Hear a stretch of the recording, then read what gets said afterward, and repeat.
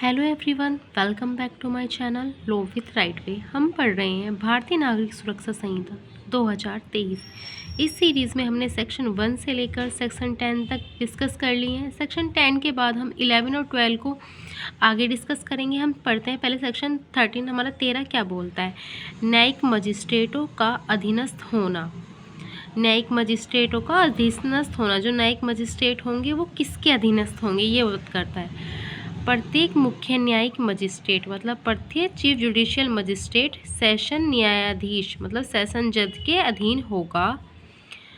प्रत्येक अन्य न्यायिक मजिस्ट्रेट सेशन न्यायाधीश के साधारण नियंत्रण के अधीन रहते हुए, जो और कोई अन्य न्यायिक मजिस्ट्रेट है वो सेशन जज के साधारण नियंत्रण के अंतर्गत रहते हुए मुख्य न्यायिक मजिस्ट्रेट के अधीनस्थ होंगे।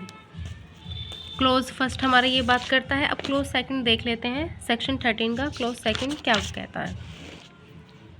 मुख्य न्यायिक मजिस्ट्रेट समय समय पर अपने मुख्य न्यायिक मजिस्ट्रेट है, जो चीफ जुडिशियल मैजिस्ट्रेट है, समय समय पर अपने अधीनस्थ न्यायिक मजिस्ट्रेटों के बीच कार्य के वितरण के बारे में, जो कार्य का वितरण कौन करेगा, उनको ये मुख्य न्यायिक मजिस्ट्रेट समय समय पर अपने अधीनस्थ जो मजिस्ट्रेट है उन्हें कार्य का वितरण करेगा, जो इस संहिता से संगत नियम बना सकेगा या विशेष आदेश दे सकेगा।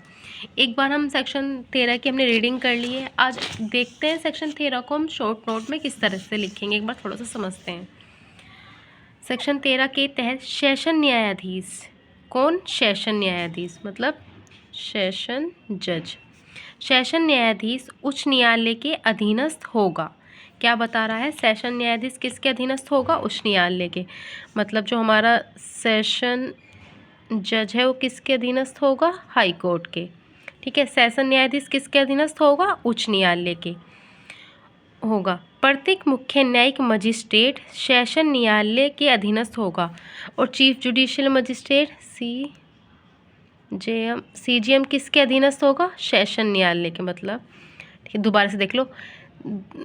सेक्शन 13 के तहत सेशन न्यायाधीश उच्च न्यायालय के अधीनस्थ होगा। जो ये सेशन न्यायाधीश है वो किसके अधीनस्थ होगा? हाई कोर्ट के। दूसरी लाइन क्या कहती है? प्रत्येक मुख्य न्यायिक मजिस्ट्रेट पर सीजीएम, प्रत्येक मुख्य न्यायिक मजिस्ट्रेट ये रहा जो सीजीएम है वो किसके अधीनस्थ होगा? सीजीएम जो हमारा अधीनस्थ होगा वो भी सेशन न्यायाधीश के अधीनस्थ होगा। और प्रत्येक अन्य न्यायिक मजिस्ट्रेट सेशन न्यायाधीश के साधारण नियंत्रण के अधीन रहते हुए, क्या कह रहा है कि जो प्रत्येक सेशन जो जुडिशियल मजिस्ट्रेट है वो किसके अधीन है? साधारण न्यायाधीश।